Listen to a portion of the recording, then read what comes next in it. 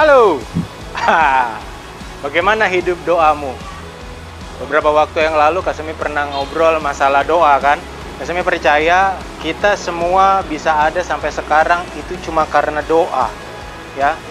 Bukan doa bangun pagi, doa makan siang, doa makan malam, lalu doa tidur. Enggak, bukan itu, ya. Tapi bagaimana hubungan kita, hubungan khusus kita sama Tuhan? Ada enggak? Ya. Kalau teman-teman ada baca di dalam satu kitab, Tuhan cuma minta waktu kita dalam 24 jam, Tuhan cuma minta waktu kita 1 jam. Lakukan nggak itu 1 jam? Hah? Ada yang sudah lakukan, ada yang belum lakukan. Tapi standar Tuhan jangan dikurang-kurangin. Boleh lebih, tapi jangan dikurang-kurangin.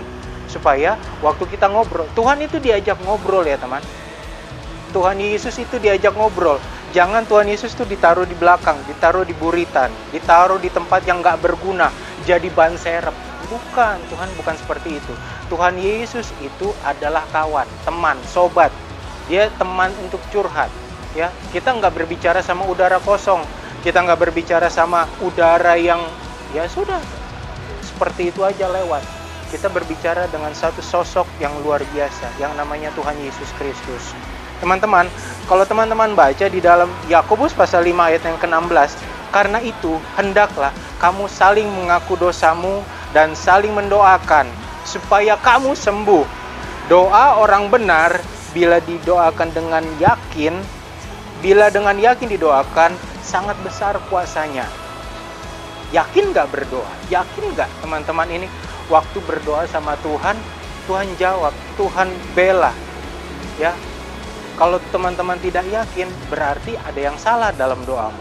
Ada yang salah waktu kita menyembah Tuhan. Ada yang salah waktu kita menaikkan pokok-pokok doa kita kepada Tuhan. Ingat, doa itu bukan untuk kepentingan pribadi. Doa itu untuk kepentingan banyak hal yang membuat hidupmu menjadi berguna. Waktu kita berdoa syafaat, kita tidak memikirkan diri kita, sudah pasti. Kita berdoa syafaat bagi bangsa negara, bagi gereja, bagi keluarga, bagi teman-teman, ya. Baru kita berdoa untuk diri kita sendiri. Tapi kalau berdoa hanya untuk mengasihani diri, percaya sama saya, Tuhan tidak akan jawab. Saya harus keras. Tapi waktu kita berdoa tidak mengutamakan diri sendiri, tidak mengutamakan nyawa kita, Tuhan yang perhatikan. Waktu kita melakukan bagian kita, Tuhan Yesus akan melakukan bagiannya. Waktu kita berdoa untuk orang lain, Tuhanlah yang akan memperhatikan bagian kita, ya, memperhatikan kita. Semakin Anda banyak berdoa, semakin sedikit Anda akan panik. Semakin Anda banyak beribadah, semakin sedikit Anda khawatir. Anda akan lebih sadar dan lebih tidak tertekan. Doa membangun iman. Doa membangun pengharapan kepada Tuhan. Orang yang suka berdoa lebih tahan goncangan dalam hidupnya. Sering berdoa enggak? Cuman kamu dan Tuhan yang tahu. Tapi waktu kalian banyak berdoa, waktu digoncang dengan masalah, percaya saja, kita tidak akan pernah jadi takut, jadi khawatir, jadi lemah. Orang yang takut akan Tuhan, akan Allah, tidak egois, melainkan bertanggung jawab secara penuh bagi keselamatan keluarganya dan orang lain.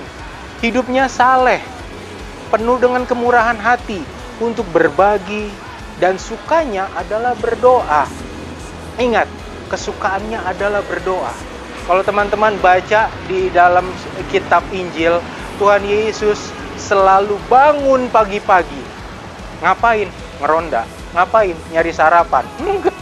Tuhan Yesus bangun pagi-pagi, dia tekuk lutut, dia jauhkan dirinya dari murid-muridnya sepelempar batu. Ngapain?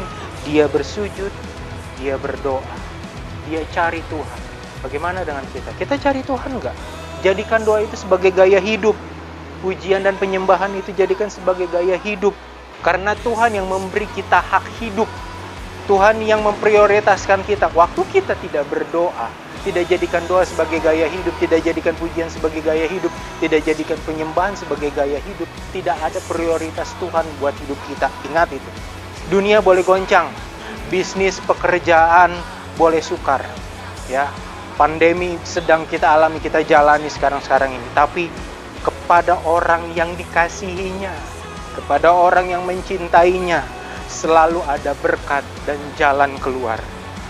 Jika demikian halnya, buat apa kita khawatir? Buat apa kita takut? Buat apa kita galau?